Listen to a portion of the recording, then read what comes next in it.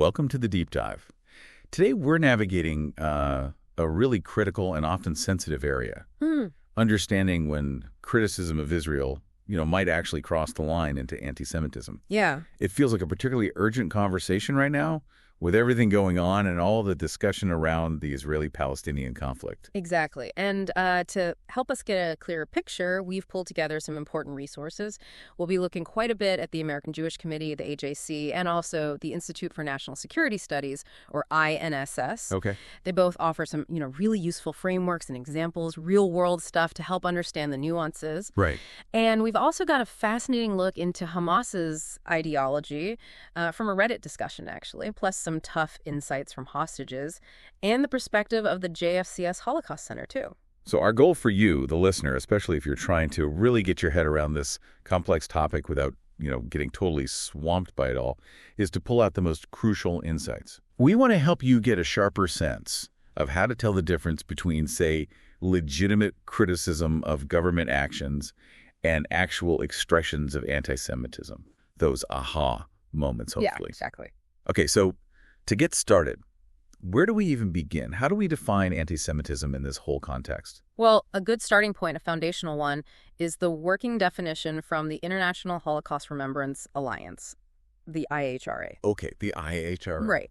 They define anti-Semitism as a certain perception of Jews, which may be expressed as hatred toward Jews. But what's really key for our discussion today is they add that this can be directed toward the state of Israel, especially when it's seen as representing the Jewish people collectively. Ah, okay. So it's not just about prejudice against Jewish individuals. It can also be aimed at Israel when Israel itself is framed as like the embodiment of Jewishness. That's a really critical distinction. It really is. Our sources also mention Theodore Adorno's definition. How does he frame it?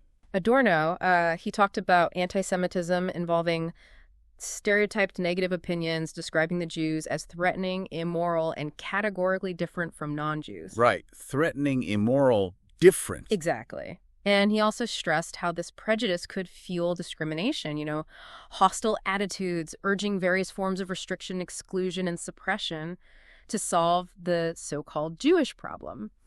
Both definitions really point to that deep-seated prejudice that can lead to real harm. Yeah, absolutely. It's interesting, though, our sources also say that the definition itself is, still debated. Yeah. Why is that? Why the ongoing discussion? Oh, I think the debate reflects how anti-Semitism itself changes, how it adapts over time. Yeah. Applying something with such deep historical roots to current events, especially involving Israel, just naturally brings out different viewpoints. Sure. Different people, different scholars, they might emphasize different things or, draw that line between fair criticism and anti-Semitism in slightly different places. Right, so it's not like it's set in stone. Yeah. And speaking of change, the sources talk about the history. Can you give us a quick rundown of how anti-Semitism has evolved? Sure. Hostility towards Jews goes way back centuries, even pre-Christianity. But the sources highlight a really key shift in the late 19th century. That's when we see modern anti-Semitism emerge, a term actually coined by Wilhelm Marr. Wilhelm Marr, okay. Yeah.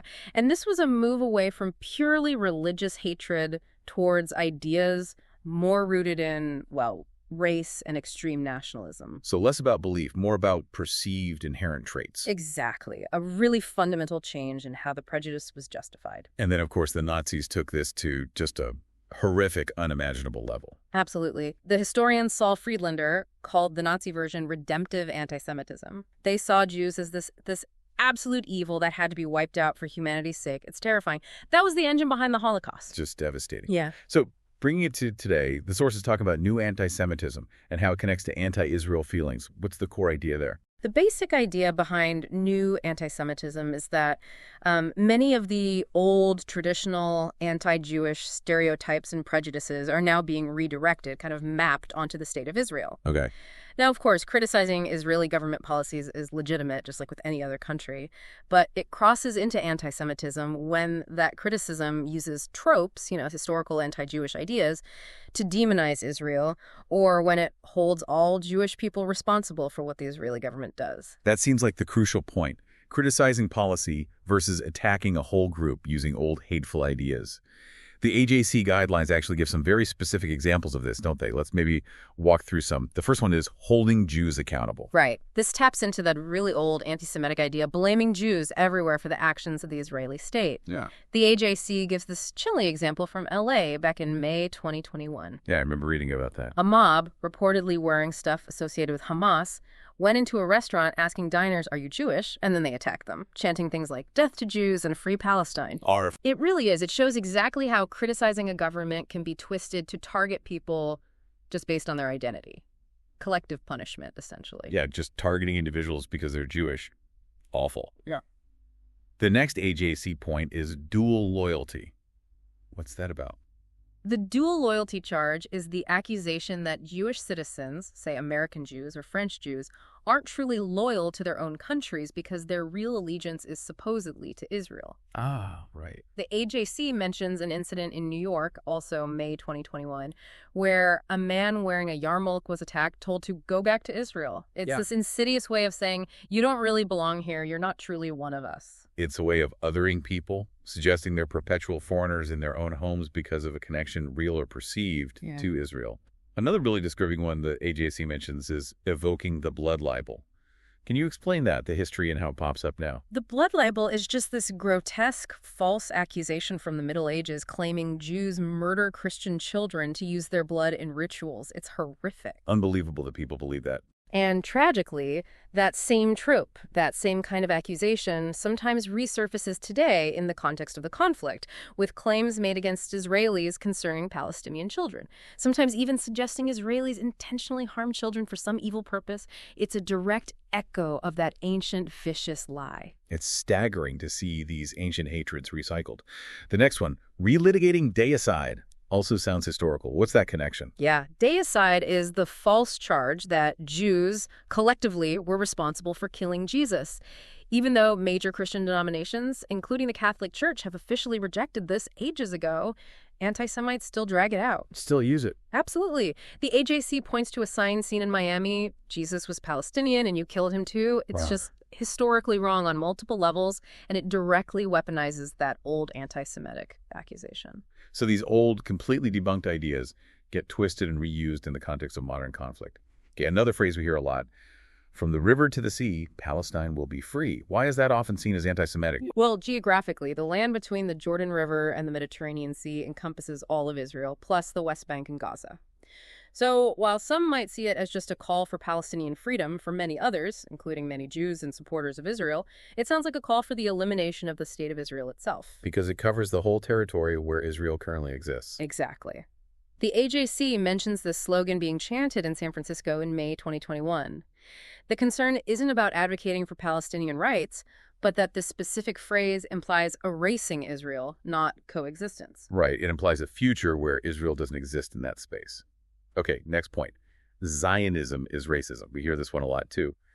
Why does the AJC categorize this claim as anti-Semitic? Calling Zionism racism is seen as anti-Semitic because it essentially denies the Jewish people's right to self-determination in their ancestral homeland. Zionism, at its heart, is the Jewish national liberation movement. Like other national movements. Precisely. So to label only the Jewish movement as inherently racist singles them out and suggests Jews uniquely don't deserve a state. The AJC gives this extreme example from an LA protest, an image of Netanyahu with a Hitler mustache eating a Palestinian child. Wow. That's incredibly inflammatory. It is. It equates Zionism with Nazism, which is a form of Holocaust distortion, and it embodies the Zionism as racism idea in the most vile way. And it's important to remember the AJC found something like 85% of American Jews see rejecting Israel's right to exist as anti-Semitic. It hits really close to home for many. Yeah, that statistic really drives home how significant this is within the Jewish community. Another point is holding Israel to a different standard.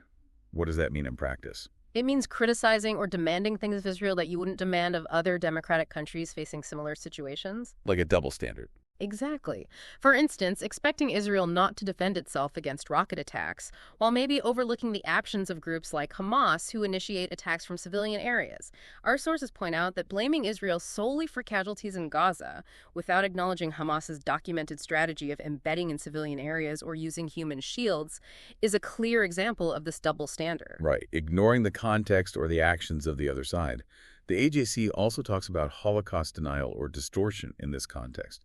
How does that manifest? This is obviously incredibly sensitive. Comparing Israeli leaders to Hitler or the conflict itself to the Holocaust is considered anti-Semitic because it wildly trivializes the unique genocide of the Holocaust. It minimizes what happened. It absolutely does. It equates Nazi actions aimed at systematic extermination with Israeli policies in a complex conflict. The AJC gives some awful examples. A van in Boca Raton with signs saying, "Holocaust never happened, Hitler was right," next to a Palestinian flag. Or a sign in Seattle saying, "Zionism, Nazism." Just horrific combinations. Yeah, and even things like Trevor Noah's comments on The Daily Show were mentioned by some sources, suggesting Israel shouldn't respond forcefully because it's stronger. Some argue that applies a standard of restraint not expected of other nations under attack. I see. So, applying a unique and perhaps unrealistic standard. These examples really paint a stark picture of how criticism can definitely slide into anti-Semitism using these tropes and double standards. Now, our sources also touch on Hamas's ideology. That seems crucial to understanding the complex dynamics. What does the Reddit analysis and their charter tell us? Well, the Reddit analysis, looking at Hamas's 1988 charter, points to this worldview where the lines between combatant and civilian are essentially erased in their fight against Israel. Or erased, how so? The charter apparently uses language suggesting everyone is part of the war effort. Men are fighters, women are fighters, or wombs of fighters, and children are would-be fighters. This kind of thinking helps explain, though certainly not justify, their strategy of embedding fighters and weapons right inside civilian areas. It fits their ideology. So it's not just a tactic. It's baked into their foundational beliefs about the conflict and their goals regarding Israel itself. The charter is completely unambiguous. It rejects Israel's right to exist, full stop. And it explicitly calls for Israel's destruction through violent struggle. No room for negotiation or peace. The charter quotes are pretty stark. Israel will exist and will continue to exist until Islam will obliterate it. And there is no solution for the Palestinian question except through jihad.